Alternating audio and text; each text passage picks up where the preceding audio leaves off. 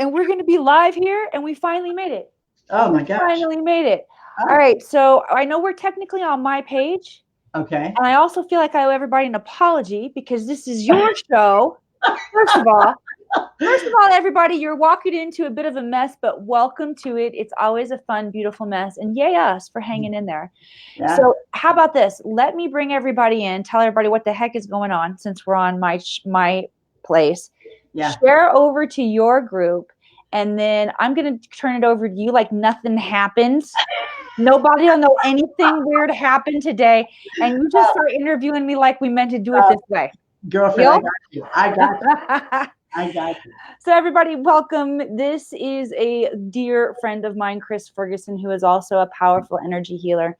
My name is Emily Harrison, the founder and director of the Akashic Academy. Most of you guys know me because we are broadcasting on my page. You normally see me looking all glammed up, too, when I get on for interviews. I've already snafu'd here and made a time zone error. I thought I had another hour to get all pretty for you guys, pretty for Chris, but you're just going to get my au natural beauty today. So in addition to my being late because of my time zone mishap and some major technical difficulties, we have wrestled around a little bit in the ethers to get here, but here we are, and I'm so glad to be here with you, my friend. So we'll take a deep breath together, and then I'm going to turn, like I said, I'm going to turn it over to you like it's your show. Like this is how we meant for it to go. Okay? Sure. Hi. You're on, kid. Okay, since I'm on your page, let me introduce myself to your people. Hopefully we'll be on my page too, and my people all know who I am. I'm an intuitive energy healer. I've been practicing shamanic practices for 30 years. I'm a tarot reader, but I'm also an energy healer. And most people don't realize that quantum physics is actually a real true thing. You can send energy out and you allow energy to go where it flows. It will heal you. It will heal whatever's going on. It will fix whatever's in your body. I am now also a Ho'oponopono practitioner. And so I'm in the process of finishing my advanced portion of the Ho'oponopono, and which will be here probably by tomorrow. So with that, I use all of the tools that I have to my disposal to help people. And I have my own page, Celestial Intuitive Readings, and we have an amazing group. I go live in there often, and I do card readings. I don't need the cards, but I love the cards. I don't know if everybody can see it, but these are all cards that I cycle out with the other 156 decks in my closet. So, but I just love them. I just love the energy that they hold. And the last thing is that my dad's Native American. So by practicing Native American spirituality through my shamanic practice, it just kind of like heightens it up even more. So I wanted to interview Emily on my page and on a go-to meeting. And for some reason, the go-to meeting, we couldn't get Emily there. The links weren't working. There was just a lot of energy, a lot of resistance. So it's just like, I took a couple deep breaths and just said, let's go. Let's just do it. Let's just go forward. So the whole purpose of today was to interview Emily and to get the Akashic Academy more information out about it.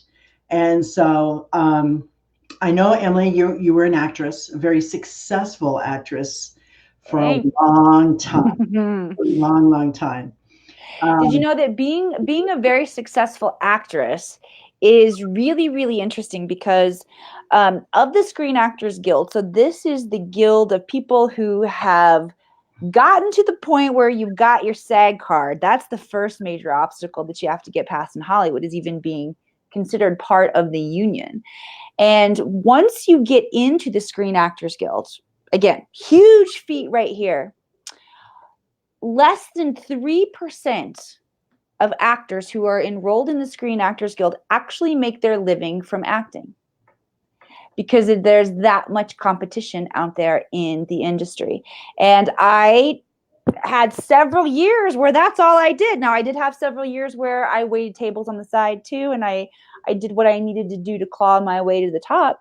But truly, as a measure of success in Hollywood, if you can make all of the money that you need to make by only acting, you're in the top 3% of actors who are really able to carve out and to hold on to a living in that field. So yes, even though you may have only seen me on commercials and soap operas, I did some powerful episodic TV too. You guys might have seen me on some of those dramatic nighttime cop shows here and there. But I did. I had a very successful run in Hollywood. And so much of that, what I realized now, was really training. That was my boot camp, the training for what I do now. Was it training or was it discipline? Because there's a difference. Oh, well, tell me what the difference is, and then I'll tell you what my experience was. Okay, training is where you go and you understand what you need to learn to be able to practice. Yeah, it wasn't that. I did not understand what I was learning for the purpose. Discipline is where you practice it every day, day in, day out, to where it's secondhand, second nature. It's a part of you. So I was B of my two choices there. It was discipline for me. And there were a lot of different aspects to spiritual growth that I was experiencing that I had to be disciplined on a day-to-day basis. And a lot of it did have to do with my mindset when I was going into an audition.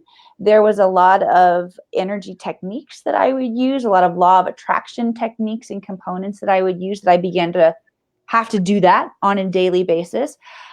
There no room for feeling sorry for yourself either. Well, that's true. None of that horse shit. So that was another discipline that I really honed. There was a growth mindset and learning my self-talk. My self-talk got really sharp when I was in Hollywood, because there was no space for me to beat myself up. And so many people are in that loop, and it can prevent so much growth in our lives. I also had to show up every day as an actress, Emily getting out of the way and allowing a character to come through, which was a discipline in channeling. Now, I did not know that I was being trained for any of these things. It was a blind training, but the discipline 100% was there. Okay, because the thing is just like as you were an actress, and what I'm feeling, my intuitiveness is kicking in right now. It's spiritual is all about discipline. It's all about what you set yourself, what your intentions are, and what you're willing to act on. Because if you can say, man, I'd like $1 million, and just come on, I law of attraction says that I could want it and it should be mine. And that's not the way it works. It's the action that you put towards it every day, discipline that you put forth. And yes, it's the mindset. And most people don't know that. So I'm so excited that you touched on that just in the course of the conversation, because it's just one of those things that everything happens in divine timing. But your timing had to be the practice of being an actress and listening. So you became intuitive. You started listening to your gut instantly.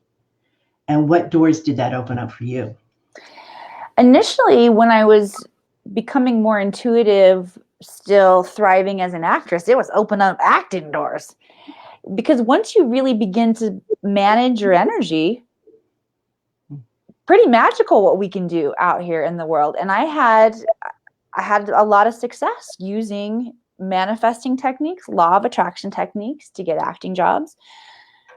It was furthering me in that sense in what my perceived goals were in my life. Yet I was coming up against what you hear so many Hollywood actors, actresses talk about, which is that unfulfillment and that constant longing for more.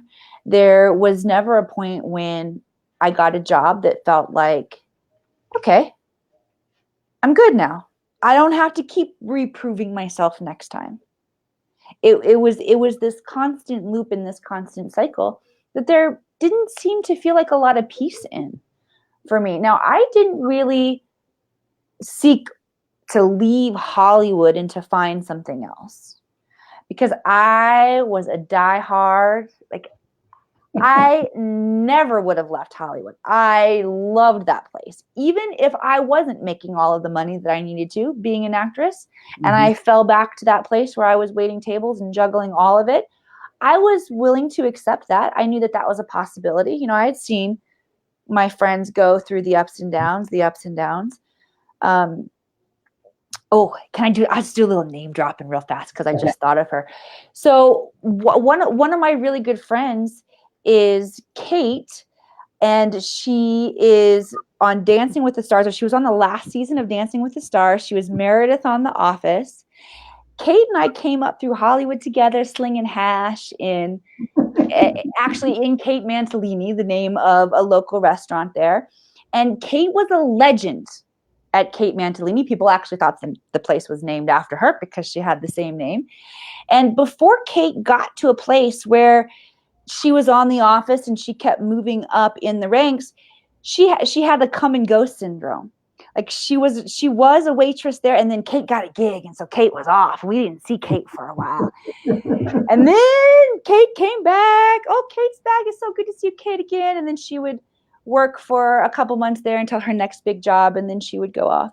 So I was willing to show up and live Hollywood like this, if that's the way that my career played out, until the meditation, the unfolding, the enlightenment began to have a life of its own. It began to have its own consciousness, its own direction. Became very illuminated in my life. And there was nothing else I could do but follow the breadcrumbs deeper into the Akashic Records to teach other people how to do this. It feels like, Chris, this is like an extra body part, an extra limb that we have that we don't know how to use, that we're not using. And when it unfolded so much magic for me in my life, it brought me my inspiration back, because there are a lot of people waking up having weird experiences, depending on if you call them weird or you recognize that you're going through a psychic unveiling and these experiences are happening to you. It's happening to a lot of people. It's inevitable right now that we are opening up and that we are awakening. So for me, when I began to have all of these weird experiences that I couldn't explain at one point in time, but now that I had the records and I understood what was going on, that I could explain them and they did make sense to me. Furthermore, I was finding healing and relief of my own issue, my own pain, my trauma, my own depression. It felt like such a reinvigoration of life that I couldn't not show up and give this to people.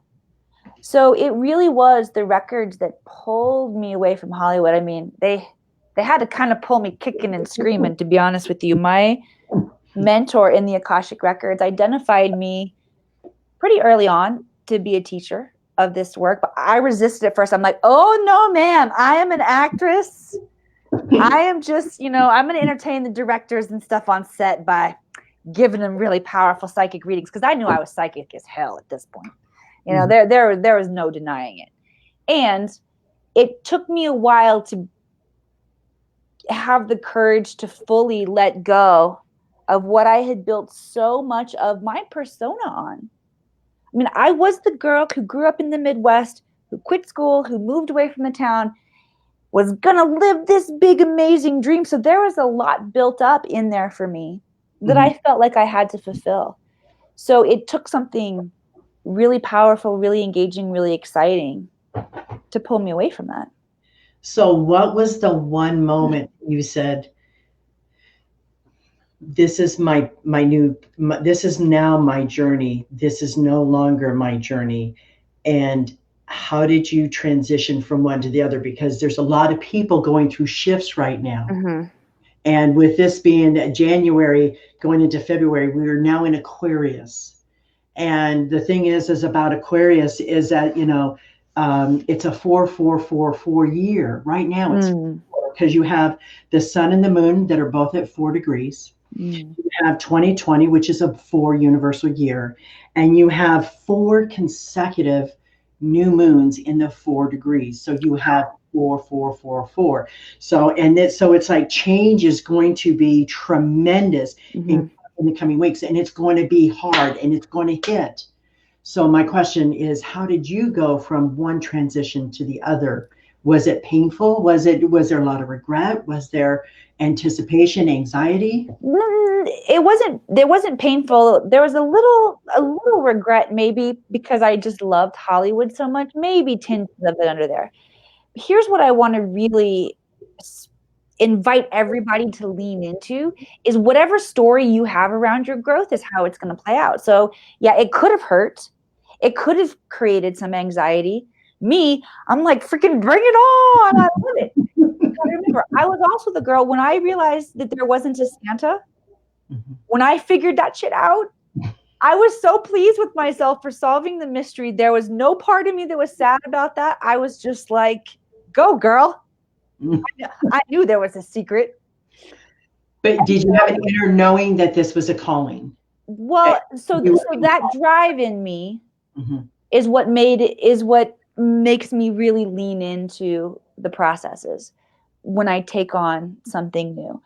I want to isolate kind of two moments of the shift for me, because there was a moment when I realized, yeah, I'm shifting and I'm not going to be doing Hollywood anymore. And it took, maybe a little bit of time for the rest of me to catch up, but I had that knowingness that I was shifting into something else. That came about for me when I had done so much meditation and so much self-study that I had automatically began to just practice on people. That was just like the next level of my curiosity, was just playing with my skills. And when I was experiencing that, I had such a profound moment where I was working on a friend, being a medium or speaking with the loved ones who have passed isn't necessarily my strong suit or anything that I had really studied. I mean, I knew about it.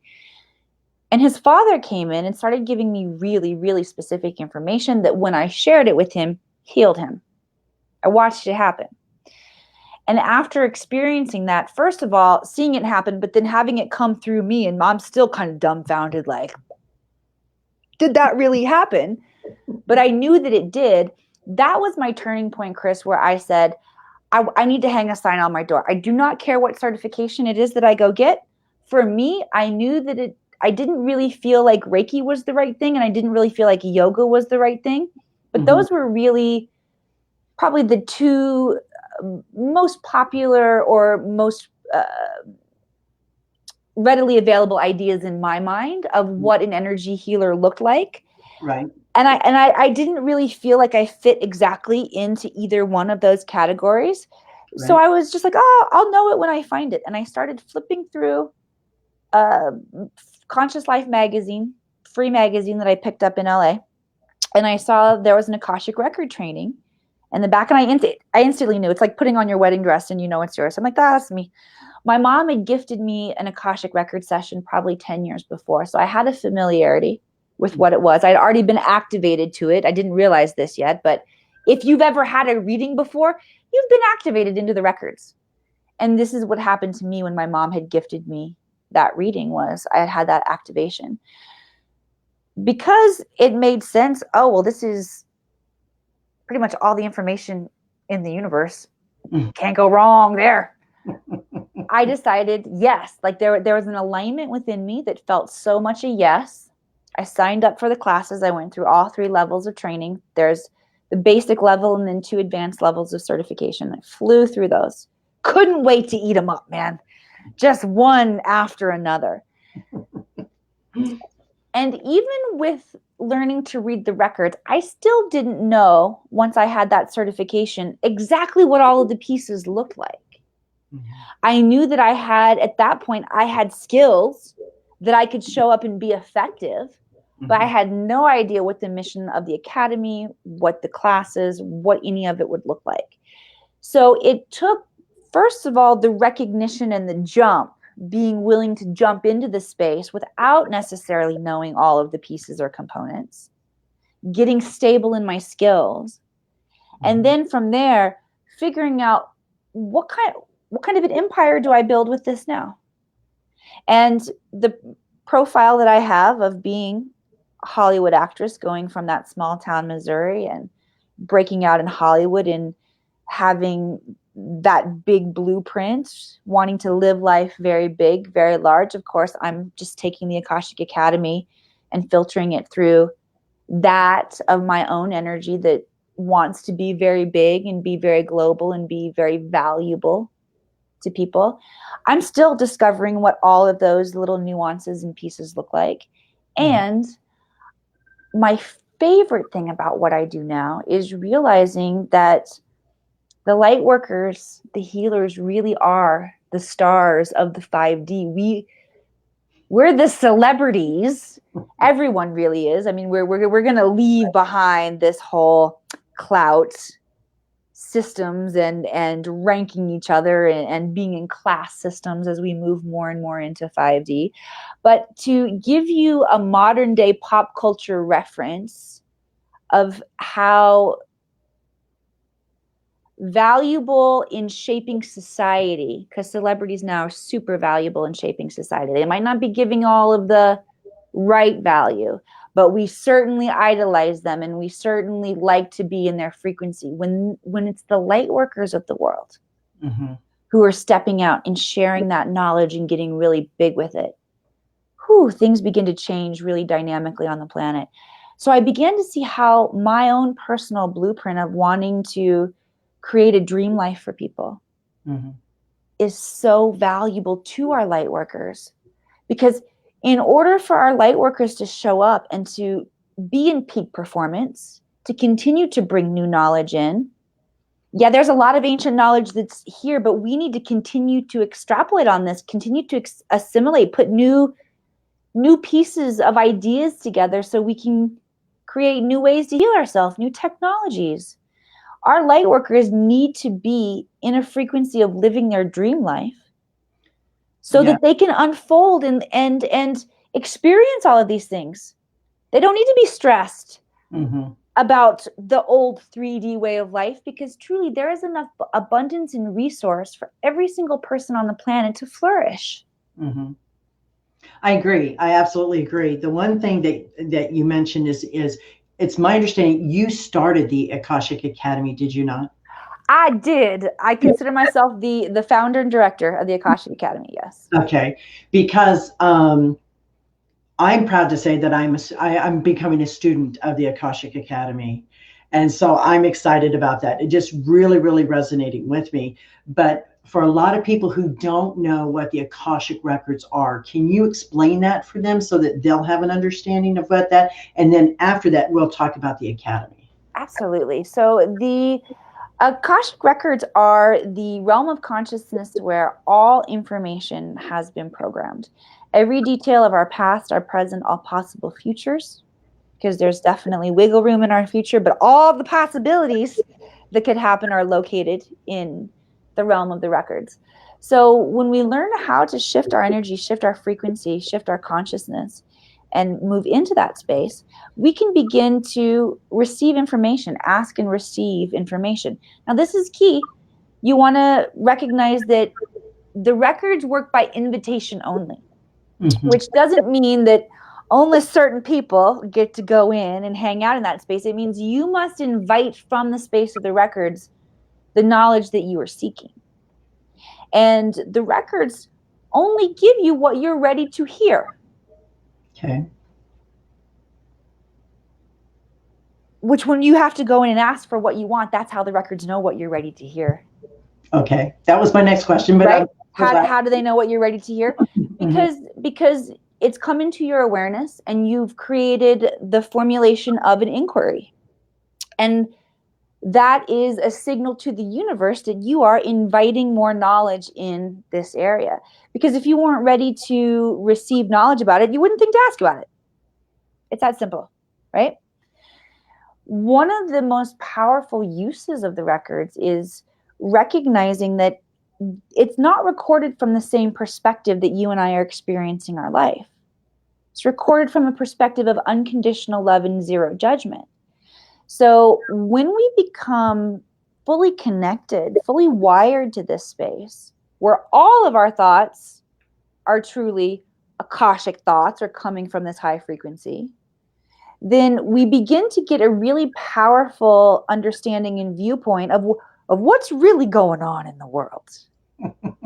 Because like I said, this isn't from just your perspective. It isn't from just the other person's perspective. All of a sudden, there's an omnipotence to you where you realize, oh, this was my perspective. Oh, that was their perspective. Oh, this was what was really going on. Mm-hmm. Because all of that is available to us in the field. However, until we begin to open up our senses and learn how to get that other information, we only have access to what we're experiencing through our 3D body that's recognizable to us. And I say that because there's still stuff going on inside of your body that's just not recognizable to you. Not you, Chris, because you know what's going on inside your body. But when we are starting to wake up, sometimes there are sensations or things that are happening that are alive within our body that we're not necessarily aware of yet. So until we cultivate our awareness to a place where we can identify what's going on and make sense of it, we only have our perspective to work with. And it's usually perspective is very limited. It's on what your traditions, your cultures, your beliefs are. And the one thing that most, I believe, and I know this to be true for most people in the spiritual world, is that they realize that everything is really a lie. It's how we think it is, and that's how it appears to us. So whatever is going on in the world, if we take accountability, 100% accountability for ourselves and everything that we're a part of, and we show gratitude for everything, for the desk, for the computer, for the webcams, for the earbuds, for everything that we have, because somebody made that, some person put those tools together. Mm-hmm. I'm grateful for them. And then some company had to think of the idea. So I'm grateful I have an Apple phone to be able to connect to people I've never been able to connect to, or an iPad that I've met people I've never known. Mm-hmm. So again, it is that consciousness. But how would a person, I have to admit, I have actually been to the Akashic Records and I made it there. I was invited in, and then I had no clue what to do. I had no clue. I mean, it was so beautiful, but it was so overwhelming. You have so many questions running through your mind. It's really hard to have clarity. So is clarity an important thing beforehand? Because it surely I didn't have it when I got there. Well, Miss Chris, you're saying you just walked into all the information in the universe and you didn't know what to do with it? I was dumbfounded. I was in big space. I was humbled. I was so humbled. And the thing is that I was grateful that I was allowed access in, because you have to be allowed in. And then I just, that little kid in the candy store, and you just look around and go, yeah, you have that experience. And so it was just really odd for me. So how would you take a person through to the Akashic Records so that they wouldn't have my experience? That's an excellent question. I want to give a little sports analogy and relate it to sports. Okay. So most of you guys know how to play baseball, I'm guessing. Mm-hmm. If you've never played before, you've at least seen it. Probably you've played. I'm guessing most of you have not played at the professional level, no. But you still know what it's like to get yourself to swing the bat, to get around the bases. And some of you might even be reasonably good at it. Some of you might absolutely suck. But you might find that you can gain a certain amount of prowess by just getting out there and doing it yourself. It's not too difficult. Mm-hmm. And when you recognize professionals who are playing at that really elite level where they are super sharp, every piece of their form is very, very dynamic, the game takes itself to a much higher level.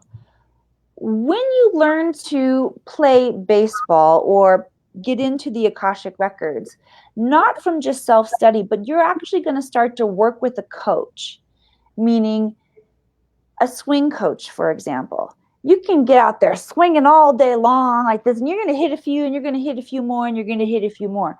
But when you begin to work with somebody who shows you where your elbows need to be, and you pull back here, and you stop here, and this extends here, and they walk you through each different component, and you're understanding how your body is aligning, what your body is supposed to do to support you, how your muscles work, how the whole process begins to work.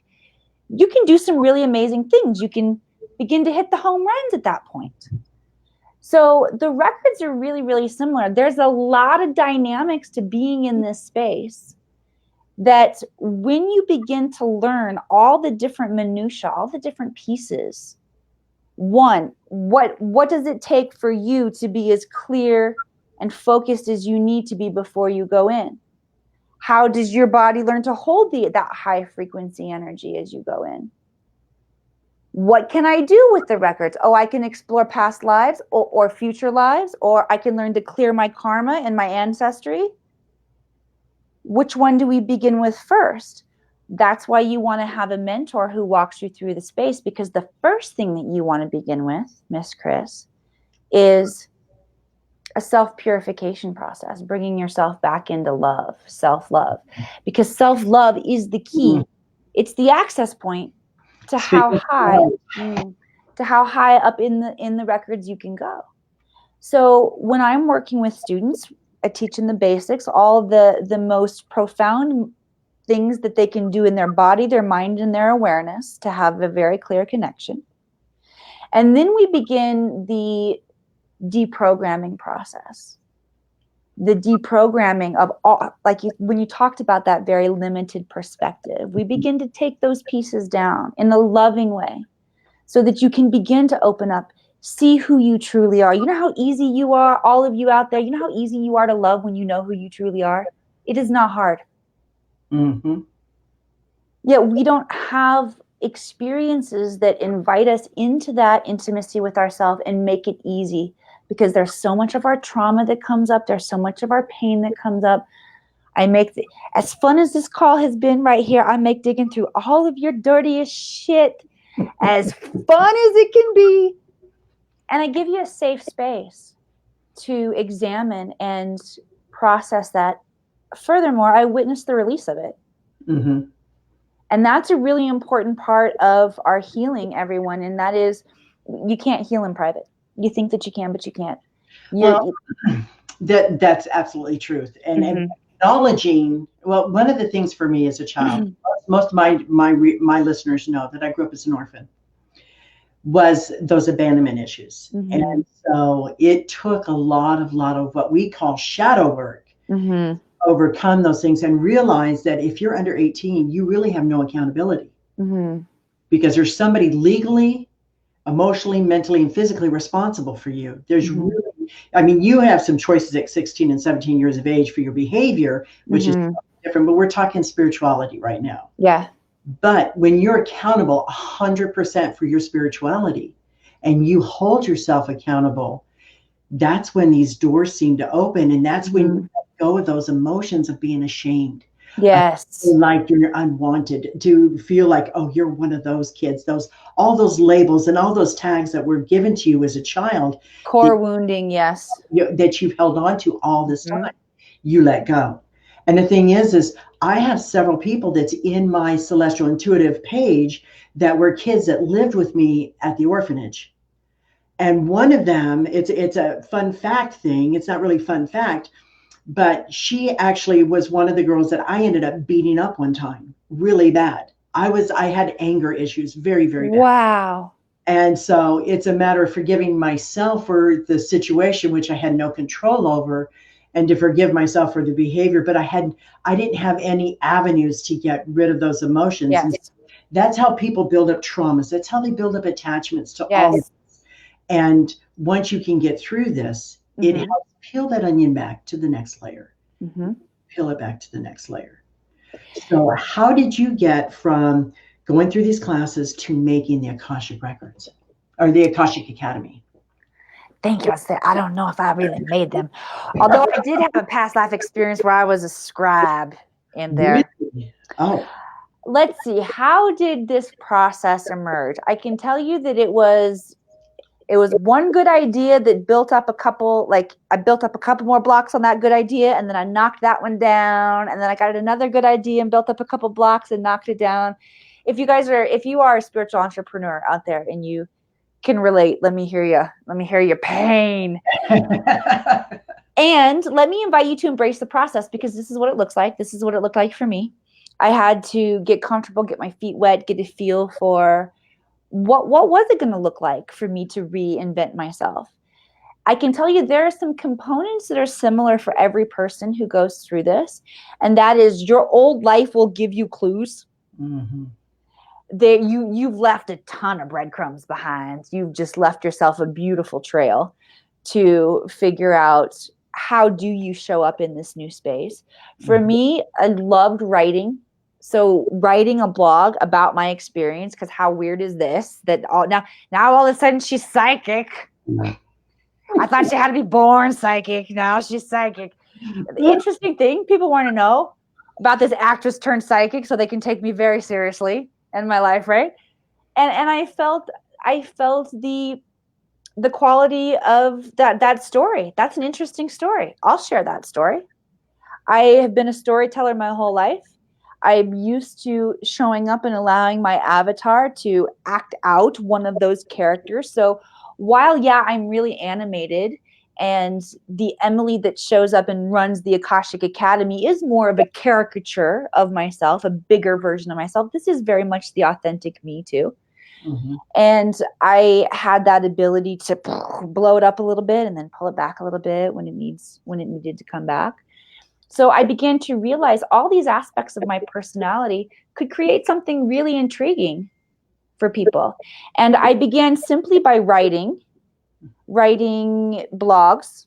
And then I decided, I think I want to do a video blog. I want to do a vlog. So I'll come back. I'll share my very first vlog with your viewers if you want on the page. It's actually, I think it's a work of art. I'm so proud of it. And you'll see all the seams behind my structure. You'll see the growth that's happened. You'll still see the fun, Emily, and that sense of humor. I wrote the blog, Ask Your Records, for a while. I started winning some awards. I started writing for the Huffington Post. Mm-hmm. Pretty much right away, I was doing individual sessions for people and knew that I wanted to teach what I had learned. I wanted people to recognize, you can do this. This is, like I said, this is a tool. This is another arm that you have that will be very useful to you.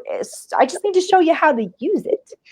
So that really became the core of my mission when I realized the value of reigniting this skill in people, causing a remembrance, because every human being does have this remembrance in them of learning how to use this tool. Mm-hmm. And when that really became the focus, shifting into how do I teach others how to read the records, I focused on just classes, finding people who are ready to learn, other practitioners. And then as, again, that momentum began to build more and more, I began to say, you know what, I'm world leaders. Spoke on stage at Harvard University, addressing world leaders, addressing our scientists, our researchers, our businessmen, our artists. I think that entrepreneurs and storytellers are truly the people who change the planet. A lot of times we think that those people are government officials or leaders of some particular movement of some kind. No way. They're the entrepreneurs who are looking at society saying, what do you need, society? Let me show up and create things that serve you. And when the people who are doing that are enlightened, mm-hmm. and they're bringing forward this kind of technology, spiritual technology, that's what gets me really excited about the world changing. You know, when storytellers, those who are writing the big Hollywood blockbusters that are mm-hmm. inciting our imagination, when we begin to lead our imagination down the paths of what we can become, what is possible for us, when we start asking the right questions and getting our mind thinking about these possibilities rather than how do we destroy ourselves or fight harder or fight better or take somebody out faster, we open up a lot of new possibility for our planet. So my focus and how I show up to deliver it has changed a little bit along the way, but the core essence of Emily is still there. I just have more people working with me and for me now to help me get that message out there. And that's sometimes that's what it takes. And, yes. And the thing is everything is a package. Mm-hmm. So the thing is there was a person that connected me to you. They were the package for me to find you and understand what you do and how you do it.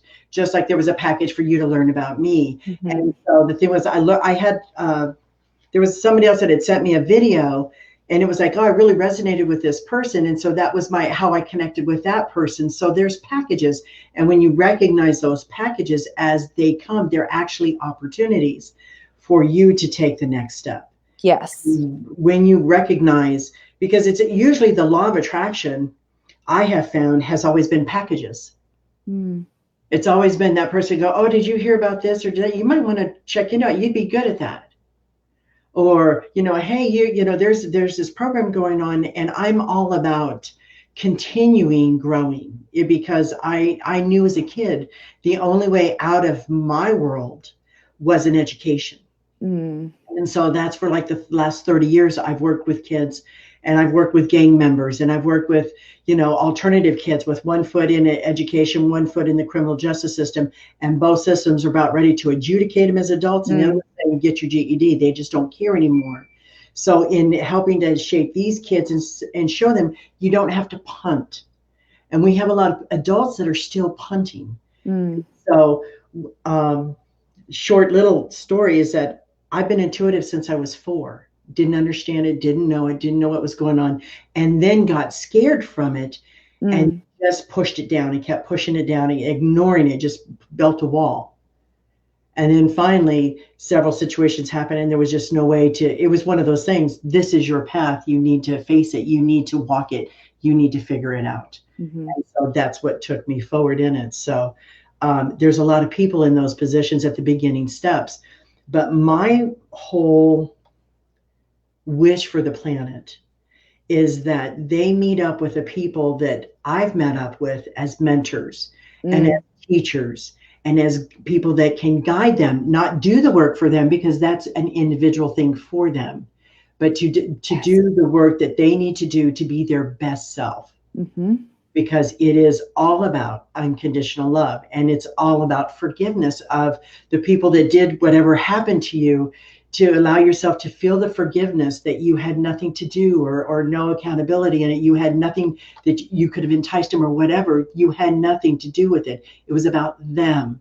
You were to be the victim. Can we talk about Ho'oponopono a little bit? Yes. Because you're bringing in that energy of forgiveness, and I love that. I use that a lot with my students. I went through a certification class. I don't think I have as many certifications or as much knowledge as you, but I love that you were bringing in the Ho'oponopono. So speak to us more about why that's so alive for you, if you don't mind. And then I don't mind sharing a little of my background with it as well, because like I said, I use it with my students often too. One of the things is I've been about Ho'oponopono for a while. And one of the things I did was listen to this 8-minute song of it, and it gave the English version of it, and then they also gave the Hawaiian translation in it, and it just really resonated with me because of all the traumas, because of all the incidents, because of all the devastation and uncertainty in life and loss of hope. That all of a sudden this restored those portions of me where hope was lost. And so the thing is once you regain those parts of you, I went on did a video, actually. It was I was watching this meditation, and it said, go back to your 5-year-old self and ask your 5-year-old self and listen to what they have to say to you. And when your 5-year-old self says, thank you for not killing yourself when you're 5 years old, we really appreciate it. Thank you for not dying when you were 15 when 2 girls tried to murder you. Thank you for surviving cancer. And I went from year to year to year until I got up to my current age of 60, soon to be 61. And so the thing is and as you go through it and you listen and you just realize that the things that you have survived 100%. And so when you say, I'm sorry, I tell people not to say I'm sorry, and because people in the world see this as an automatic admission of guilt. that Mm. you're guilty of something. But at the time, it's just like saying I'm sorry to somebody else. I don't advocate for. Say thank you. I didn't see it from your perspective. Thank Mm. you for waiting for me. So you take the defensiveness, you take the any kind of finger pointing blame out of it. But for myself, it was I'm sorry that you went through what you did. Please forgive me. I'm taking 100% accountability for everything that happened. Mhm. I love you because that's how you take the daily steps every day to keep us going. And thank you. And there's a Mm. fifth phrase that Dr. Vitale has come out with, and it is I forgive myself. Mm. And when you forgive yourself, it's like the divine and the forgiveness to you, you're allowing the divine to come to you and to make you whole. And so with Ho'oponopono, Mm. about cleaning yourself, cleaning your emotions, cleaning your feelings, cleaning yourself. And as you clean yourself, it resonates out to everybody around you. You don't have to tell them that's what you're doing. You're just sitting there and you're just saying these phrases to yourself over and over again and feeling and resonating with those sayings. So that is the basics of Ho'oponopono. I'm so excited to get teaching you and some of my tricks too, because I started doing that in the Akashic Records. Ooh. And and I mixed it with a couple of other things too, because I had experienced trauma. I had stuffed this trauma for a long time, and there it was in my face. I'm like, oh, this is probably the deepest that I've ever dealt with my own self before. I didn't realize how much hurt and shame and guilt and frustration and pain that I stuffed and just pretended like it wasn't there and that I was dealing with it. And then all of a sudden, when it was in my face, I realized, oh, this is bad. This is a bad one, right? Not going away. And I knew that I wasn't going to get on the other side of my own victory, my own healing, my own growth without addressing this. It was personal things in my personal life that were affecting my business. And if I didn't get them out of the way, it was just that it was time. Then I wasn't going any forward till I got this out of the way. So I went into the records needing a really powerful protocol for clearing what I knew that I had held as an imprint in my structure. Because every part of my life was showing me, oh, nope, you're not getting past this ceiling. Like we've got you pinned down. Your subconscious has got you on headlock, you know? So when I realized, okay, something powerful, I went into the records, and here's how the records work for me. Excuse me, I think I got to cough one more time. I'm getting over my kids giving me a nasty one. I think we're good. So I went into the records, and when I go in, the first thing that I do is I ask for understanding or insight about a situation. Because again, I'm experiencing it from my perspective. I'm not experiencing it from the space of unconditional love and zero judgment yet. So when I go in, that's the first thing I do is ask for that level of clarity. So it's going to stop in a second. I promise you that. You're fine. So I get in and I begin to ask for the clarity that I need to understand what's going on. And what the records tell me is that, yes, you are ready to let this go. But the reason that you're still experiencing it is because that imprint, that memory is in the cells of your lungs, your heart, your belly, your liver, your kidneys. And you're holding it like this. Unforgiveness here, sadness in the lungs, the regret, the pain that I was holding, anger, so much anger in my liver from this situation, fear in my kidneys. And I knew that I hadn't fully released any of this yet. So what I began to do was, when I realized, okay, these are the primary places where it's stored, I used some tapping. I've had a lot of great experience with EFT. It's moved a lot of things in my world. I didn't go through the traditional places, the karate chop here, the calling it up. I went right on those organs, tapping. And I would just repeat, I love you. I'm sorry. Please forgive me. Thank you. And I did 5 rounds on all of my organs, knowing what I was releasing, knowing that I'm releasing the sadness associated with this trauma, the unforgiveness associated with this trauma, the worry, that's the belly that I'm rubbing here. You don't see because it's a little low. My belly, that I'm releasing all of the areas where I've stored that anxiety. And stress. Yes. And with this purposeful understanding of how I was releasing and what each step of the energy healing protocol that I was borrowing from was doing, that awareness and that intention to heal allowed me to clear what I needed to clear. And the physical symptoms as well as the blocks that I was experiencing were gone literally instantaneously. That's amazing, because I've just literally this weekend went through this shift in my life, and it was a huge shift.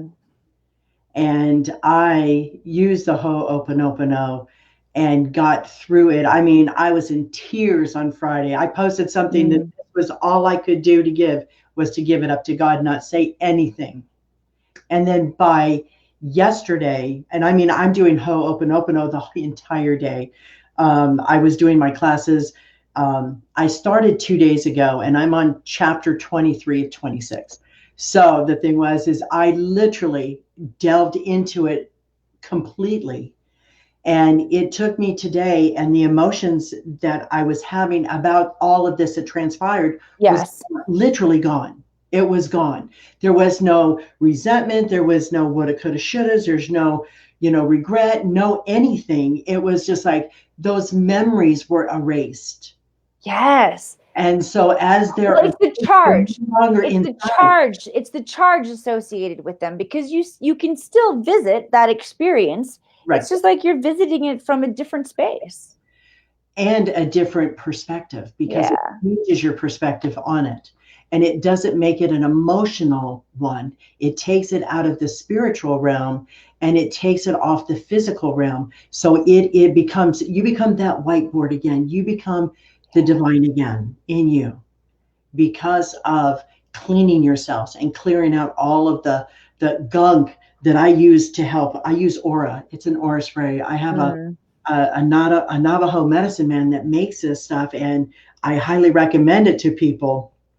And he makes me Aura, angel, and protection. And I use healings. So, but using the Ho'oponopono, it has actually in me made a huge transition. I mean, Friday night, I'm telling my husband, I'm having a moment here, leave me alone, It's like, oh, I didn't know you were having a moment. And he just left. He was like, oh dear Jesus, please help me now.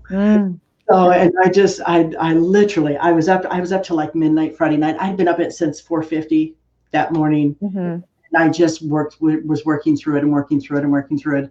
And I actually have a solution. I actually am calm. I'm actually resolved. I think that's what I'm resolved about it. And so that's even better, because it's not there to burden me. Beautiful work. Yeah. So that's what Ho'oponopono can do for people. And it's just how you use it in your practice and how you apply it. So I love the way you use it too. The one thing that I do, I love tapping. I was a Neil Ortner fan, huge fan, doing on the tapping. But one of the things is I naturally, all my life, have tapped on the thymus since I was a little kid. And so every time when I felt anxiety or I felt uncertain, I just simply tapped on that thymus. And it's just like 3 fingers down below your esophagus here. And it's amazing. So if you ever feel anxiety, or you ever feel like you're in a moment, just gently tap there until that feeling goes away. So easy. It is. See, aren't these self-soothing techniques so amazing? This truly is spiritual technology. Yes. Right here. This is learning how to use your technology. Well, I firmly believe, and this is, and I have several friends that are psychiatrists and psychologists. One of my boss is actually she's like just short of her PhD, but she's a licensed social worker counselor for adults and children. And I said, I'm trying to put you out of business because people come to you and pay you to listen.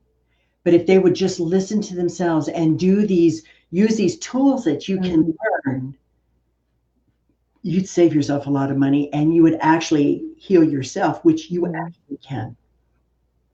So she laughs at me. So I'm like, okay, it's okay. It's okay. I don't care. So, but the Akashic Academy. Can you talk about the different programs that you have, the successes you've had, how this has changed people's lives? Yeah, absolutely. There are different programs depending on if you're just starting and you wanting to really learn to hone your skills as a psychic, as an intuitive, as a medium. You want to know what your areas of influence are, where you tend to be a little stronger. You want to develop those skills.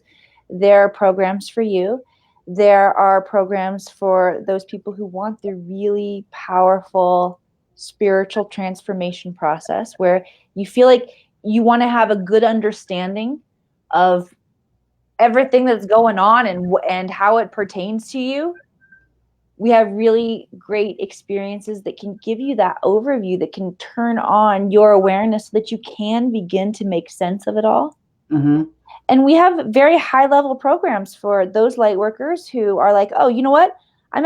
There's a part of me that's like Emily. I'm that girl who's ready to blast from the Midwest and go make the dreams happen. Right. There are opportunities for people who want to reverse engineer their dream life to do that with me. That's part of my blueprint, is creating that, living that, experiencing that. I realized the importance of light workers being able to do that. And furthermore, your dream life has its own Akashic record, which we can tap into and very easily reverse engineer. So it kind of feels, my job is so easy and magical, it feels a little like I'm cheating. But people who are serious about wanting to live that dream life, and you have big dreams and goals, there is information and knowledge that can lead you there on a step-by-step basis. And this is located within the records. I can teach you how to read that. And furthermore, walk you step-by-step through the process of creating it. Hold your hand while you do it. It's some of the most dynamic and fun work there is on the planet. It's called invent your own self and then become it. I'm excited. I'm actually so excited about this. I was telling my husband, it was like, why did you wait to tell me I could do this? Why did you not? Well, your birthday's coming up. I wanted to surprise you. I was like, okay, I understand. Thank you, hubby. Yes, we're going to have a great time together. And I'm so excited and honored to be someone that you trust to help you get to that phase and hold that space, because I am going to witness the heck out of these big steps you want to take, because your story is powerful and who you are is powerful. What you do here on the planet, the world needs that knowledge. You're a wisdom keeper. And anyone else out there who feels like there's something big inside of you that someone needs to see in you and help you cultivate and develop, there are people here for you. So reach out. And the thing that I love the best is you're willing to be that guide, that mentor, because a lot of people have this information, have this knowledge, and it's like they're trying to hover it and save it and hold it. I like hoarder. I get hoarder, and it's like, this is to be open to the masses. Yes, it's time. Tell them about Mount Shasta. Oh. Mount Shasta is designed to be an embodiment experience that allows the transformation in your cellular structure that's required for you to hold the embodiment of your dream. So Chris and I have talked a little bit about what it means to reverse engineer your dream life, to go into the record, to get that information. Truly, guys, that's information that you're getting from the records. The formulas and structures, okay, great, you still have to do them. It's not like you just show up and you get the dream life. It's presented for you, but there's still an amount of embodiment, meaning You have to be willing to think in the line of that dream, to feel, to show up, to be the person that's in alignment with that dream. And if there's still karmic shit that you have inside of you, and trauma that you have not cleared, that density, the energy that it takes your body to hold on to that is energy that you are not being able to put towards the embodiment of your dream. And it takes all of you, all of your energy present, as well as expanding and upgrading how it feels to be psychic on a day-to-day basis, to be so intuitive, to know that you know what the right next move is for you. That'll shake you up a little bit. You think that's all the golden shit? Let me tell you, your unworthiness will start to come out. You'll feel like you're not worthy enough to hold that frequency. So there are things that need to go on in the physical body as well that allow us to move through these gates, through these thresholds. Located in Mount Shasta, in the granite mountains there, that beautiful piezoelectric energy that gets pumping there because all of that granite is compressed and it's creating this powerful vortex, a channel of energy straight from Mother Earth into the ether. It's why there's so many sightings in places like Shasta, planetary vortexes and mountains of extraterrestrial sightings or angelic sightings or interdimensional sightings, because the vibrational frequency is so high because of the piezoelectric energy that there's not the definition or the boundary between the veils, between the dimensions. Also located within these granite crystals and many places there in Shasta are opportunities for us to recover ancient wisdom that we've left there. So this is really a part of recognizing the importance of the Lemurian society from a character standpoint, from a morale standpoint, how that society showed up and operated. Because we are beginning to recreate and to facilitate those kind of communities here on the surface where you don't get trained for a job that you want to go do. You figure out who you are, what your amazingness is that you show up and uniquely share to society, and everybody gets behind you because we see each other for who we are. You are respected, and you don't have to go slave away at a job that you don't love because the society respects what you've cultivated and created in yourself. Now, we've got a ways to go. We got to be able to treat our own individual selves like this before we can work in a society where everybody's treating each other like this. Yes. But this is where we're moving, is this level of embodiment and this level of love, witness, and respect for each other. Inside of Mount Shasta is Mount Telos, which is are the refugees of Lemuria and ancient Atlantis, mostly Lemuria, but there's some Atlanteans in there as well. And remember, Lemuria was huge, like covered almost the entire mass of the planet. So if you're thinking, well, I thought Lemuria was over in Asia somewhere, or the Bermuda Triangle, it can't be in Shasta. No, come on, it's a lot of places. Yes. Okay. This area was not always above water. Correct. Inside Mount Telos is where the Ascended Masters gather. And this trip into Mount Shasta is going to be for the purpose of calling forward those masters and guides, calling forward the ancient codes that we've left behind, reigniting, re-embodying, reuniting ourselves with that sacred lost energy so that we can embody what it takes to bring these kind of civilizations, to the surface, to the surface of the planet. And that's what they would experience going to Shasta with you in April. Yes. That's the story. That's the essence behind the trip. You want to know all the fun things. We're going to be staying in a vortex, Stewart Mineral Springs. This is a very rare spot on the planet where a male and a female spring, a red and a white spring, come together. Dr. Masaru Emoto brought his team of scientists to study here because it's a very rare location on the planet. The waters that come up are untouched by human emotion. They're known to carry the God consciousness energy because they haven't been tainted yet. It takes hundreds of years for that water to reach the surface. We're not only going to be drinking of that water and Cold Creek plunging in it because there are the mineral springs there. But we're also going to be making medicine, crafting ancestral medicine. There is a beautiful trainer coming in who specializes in gem and crystal elixir medicine. So we're going to be actually cultivating medicine for ourselves and our families there on the mountain. We've got a vegan chef, and not everybody has to be vegan to come. I'm not actually vegan myself, but to hold that frequency of a really high vibrational diet while we're there. We have a chef that will be on site with us, taking care of us. Got powerful trainers coming in, a Qigong trainer coming in to really hold space and support. He also is an expert in Chinese medicine and acupuncture. We have some cool sciencey stuff, some biofeedback machines that we're going to be using to measure our consciousness at the vortexes. And of course, we have a guide who will be taking us into not places that you can go on normal tours. We're going into the very VIP sacred sections. You got to know somebody special to get here.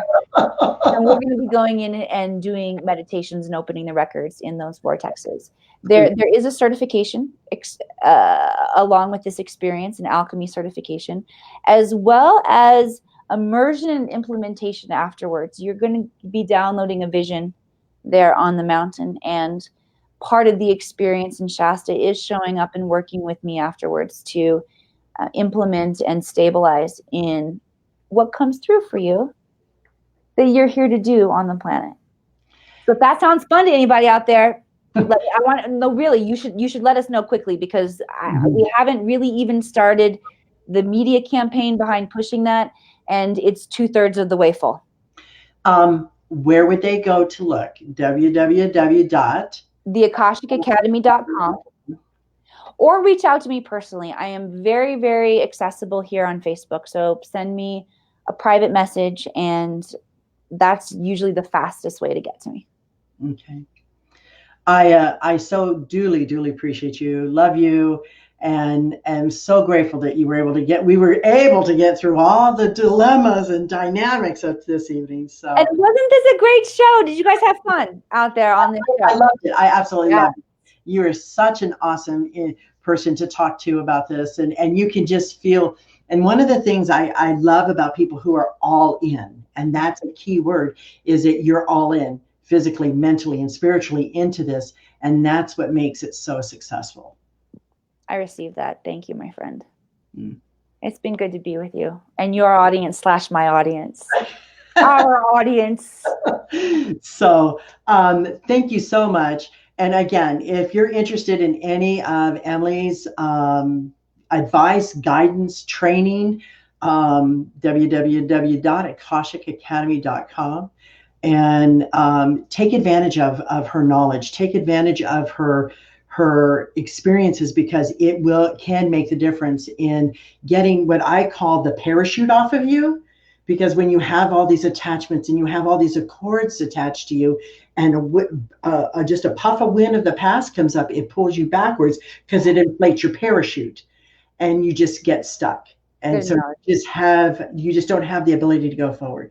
So I highly recommend that, if you want to get completely unstuck mentally, physically, emotionally, do check her out. She's an amazing individual. Thank you, my friend. Thank you, everybody. Have a beautiful rest of your night, everyone. Okay. Good night. Bye.